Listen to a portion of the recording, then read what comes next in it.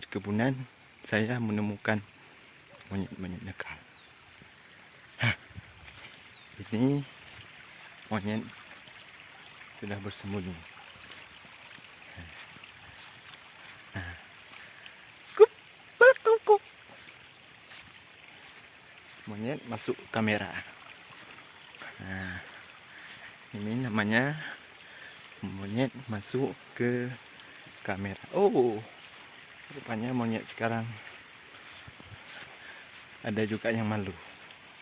Padahal banyak model monyet yang sudah